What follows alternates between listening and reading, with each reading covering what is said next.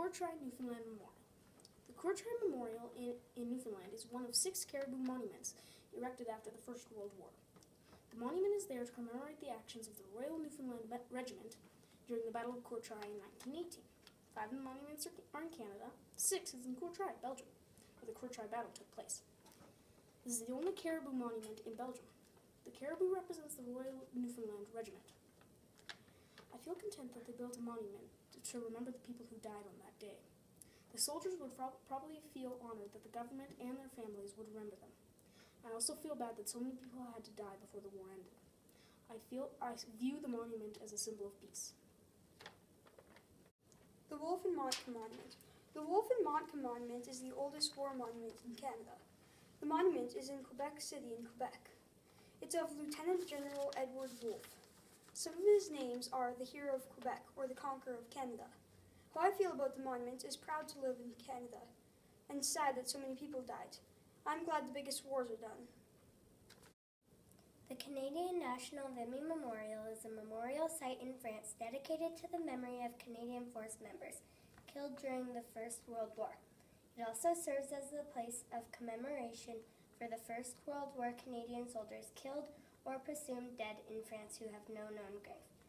The ground on which the Vimy Monument sits, as well as the surrounding, were given to Canada by France in 1922 in gratitude for the sacrifices made by Canada in the First World War. It took 11 years to build this beautiful structure. It is located in the Nord-Pas-de-Calais region of France. I feel like it's really important to remember these soldiers. The unknown soldiers represented in this monument make me sad. 66,000 Canadian men died during the war.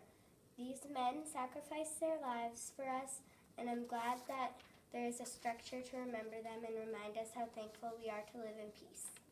The memorial located at St. Julian stands like a sentinel for those who died during the heroic stand of Canadians during the first gas attacks of the First World War.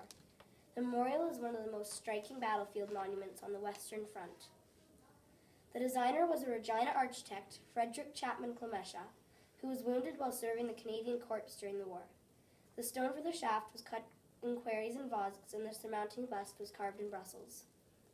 I'm glad that they made the large monument. Every time someone looks at it, they remember how much pain and grief the war had caused, and that our freedom had cost lives. War is a very sad thing, especially for those who lost a loved one in the war, or those who were actually in the war. The people who were in the war deserve to be remembered. They faced their fears with bravery and courage, and it all paid off. Montreal Clock Tower. This tower is dedicated to Canadian sailors who died in the First World War. The clock tower was built in 1919 to 1922 from a design by Montreal-based engineer named Paul Leclerc.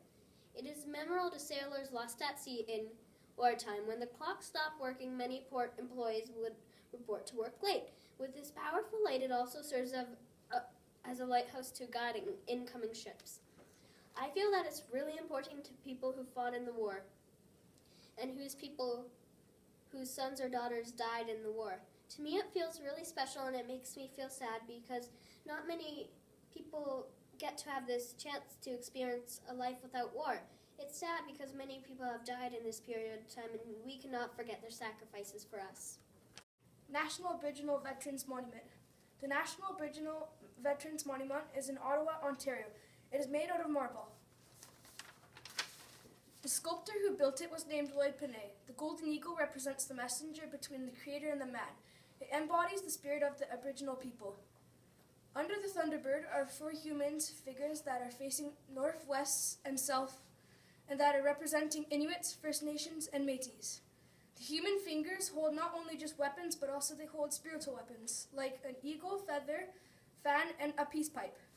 There are also 4 animal figures on each corner to act as a spirit guide, each with a special attribute. A wolf represents family values, the buffalo represents technicity, the elk represents weariness, and the bear, last one, represents healing powers.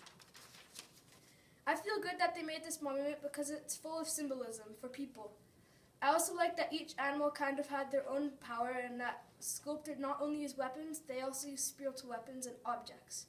I feel happy that they made this monument to remember the many people who died. It's a good way to remember them and to feel thankful for peaceful times. The Regina Cenotaph.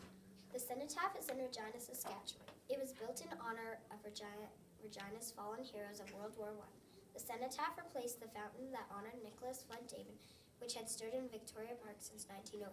The cenotaph was unveiled on November 11th, 1926. A rededication was held in 1990 to honor those Regina citizens who served in World War II and the Korean War. I find every monument to be interesting because they make me think of all the people who fought for us to make our country strong and free. The main thing I think about when I see this monument are two people. These two people mean a lot to me because one of them is my step-great-grandpa and the other is my Nana. My great-grandpa was a war veteran and my Nana was always there and helped me when I needed it. Everyone deserves to have someone who remembers them for making the world a better place. That is why Remembrance Day is important to me.